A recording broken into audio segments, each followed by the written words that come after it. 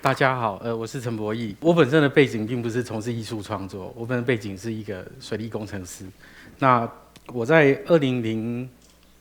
年开始进入红毛港，开始在进行这个摄影计划的时候，其实同年度我也在帮我的指导教授在算台北港扩建计划的港式工程，然后就是常常奔波在高雄的红毛港跟研究室之间，其实。那个时候，其实我有一个很大的一个醒思，就是我今天算的这个东西，其实是在帮国家做一个未来的一个建设。可是，当我离开研究室进到红毛港的时候，我所看到的是一个将近是有3万人，然后11000多户的一个家庭，他们被迫的这个台湾的经济发展，然后他们被迫的牺牲，然后这件事情其实历经了40年。所以，当我进到这里面的时候，其实带给我一个非常大的震撼，因为这个村子就像是一个时空冻结的胶囊一样，就有些屋子是40年前样子，有些是30年前。那这一张照片就是当红毛港它进入尾声的时候，我在这个废墟的现场的这个照片，但是照片当中那个人并不是我，因为大家显然看起来他是比较瘦的。照片当中那个人是我的摄影的指导老师这样子。那这个作品发表的时候，其实常常会有很多人问我说：“红毛港是不是在淡水？”我说：“不是，不是，红毛港在高雄。因为其实台湾有2个红毛啊，因为在300年前，其实就是北部其实是西班牙人统治，然后南台湾其实荷兰人统治。然后这个红毛港，它可以溯源到就是300年前。”就是正式王朝把荷兰赶走的时候，所以荷兰人他其实一路的被往南赶，最后赶到了这一个地点。那他在这个地点等待他们的东印度公司派大船把他们接走。那其实荷兰人会停留在这里，一个很大原因是因为当年其实就是澎湖的渔民，他们其实都会聚集在这边捕捉乌鱼，所以他们的历史可以上溯到300年前。那这个图案上所标志的色彩，其实是红毛港那个地方的姓氏，他们其实是同样姓氏的都住一起，所以我们可以发现，他们其实之间其实都是宗族跟姻亲的关系。那我的工作就是进入到这些家庭里面，去看每一个家庭里面的故事。刚刚袁广明老师有提到，就是说废墟那个废墟进入了他的身体。那我的状态是，我把我的人丢到了每个家庭的废墟里面，然后去观看每个家庭的故事。在我的照片当中，在我这个摄影计划当中，其实他没有一个人，因为我觉得如果以纪实摄影的方式要去探究以人为单位的这个故事，它会太绵密、太致命，而且会让我陷入里面跳不出来。所以我的方式就是进入到每一个家庭去看人怎么样跟这个家去产生一个反应。那我从小就是一个非常爱 Q ball 的一个小孩，我常常会捡很多东西，然后我妈都会一直帮我丢。然后因为我为什么要捡那些东西？因为那些东西其实都跟我有一些感情上的一些交流。所以当我进到红毛港的家，就每个家里面去的时候，我好像进入一个大宝库，因为每一个物件、每一个物品，我充满了好奇，而且我在这里面，我不断的进行一些阅读，我看到这个物件里面留下来了各式各样的东西，所以最常看到就是他们家搬走之后留在墙上的一堆海报、阅历、一些物件，然后我总是非常的贪心，我想要把所有的讯息、所有关于这个家所有的故事全部通通写进去。可是当我这么做的时候，我就做了一件事情，我会把这个家所有的东西集中在一起，然后再进行拍摄。可是我的老师很快就跳出来告诉我说：“你这样做，你可能没有考虑清楚，就是每个物件它其实都有它各自的生命跟意义，你要更仔细的去看它每一个故事。”所以我的创作速度放得越慢，越来越慢。我进到屋子里面，仔细去检视每一个物件，每一个物件，我觉得还有太多太多的故事，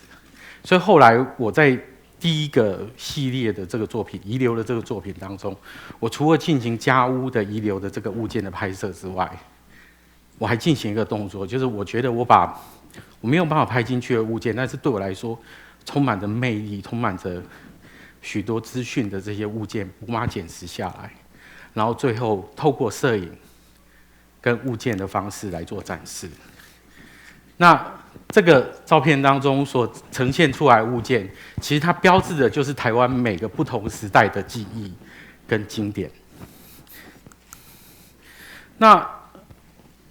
当我慢慢的从这些物件当中剥除掉的时候，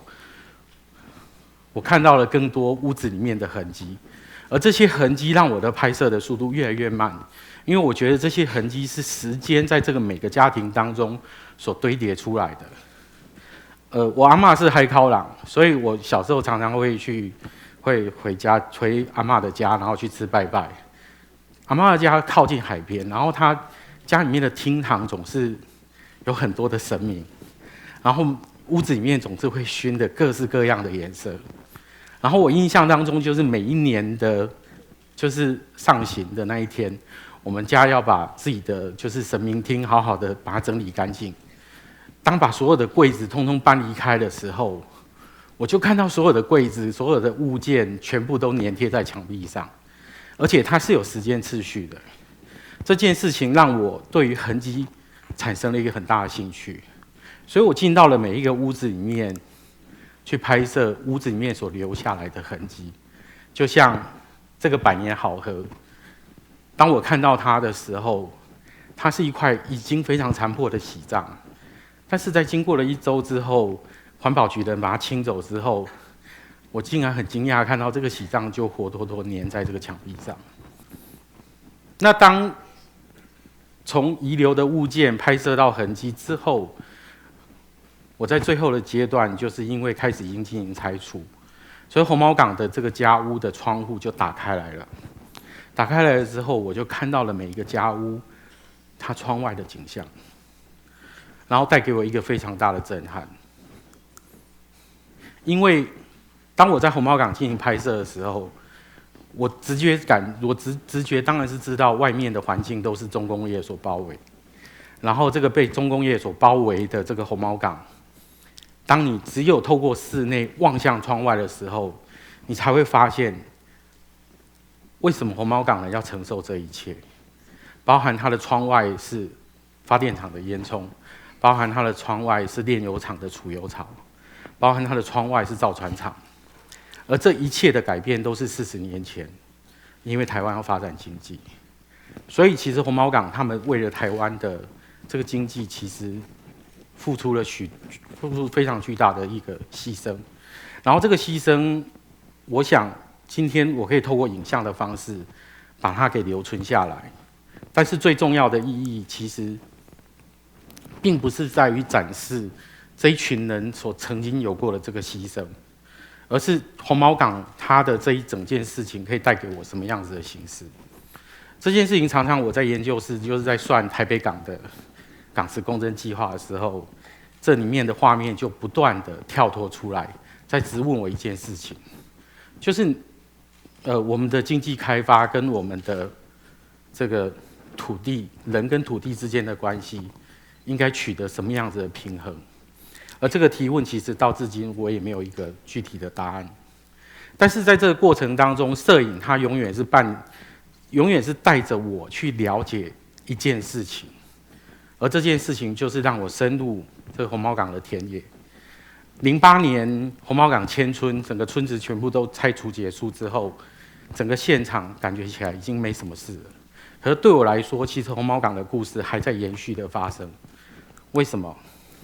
我这里就举了这个图片当中这个红色标志的那一个人名，那个人叫廖武雄。廖武雄他的姓氏在红毛港的5大姓氏当中是很特别的，因为红毛港5大姓氏里面没有包含廖姓。那我在迁村完之后，08年底的时候，有一天我就接到一个朋友的电话，他跟我说：“BB 啊，你有没有知道，就是你有没有拍到那个武雄他家？”我就赶快去找我的档案资料，然后我就很兴奋说：“我有拍到他家，而且我拍到他家就是刚搬走跟要拆除前的样子。”然后我就把2个照片全部都准备好，然后又去翻找了我所收集的物件，发现我又有收集到他们家的门牌，跟一张手抄的《金刚经》。然后我就把照片跟物件都带去找了吴勇。然后一进到他家里面，因为他是云林人，40年前，因为他知道红毛港这是一个非常富裕的渔村，所以他来到了这个地方去做齿模的工具的技师的工作。然后他靠了他自己的奋斗，他打入了这个红毛港原本以姓氏为主的这个聚落里面，然后他赚了钱，买了房子，盖了自己的房子。可是当06年开始的迁村计划，他被迫要让出他的家，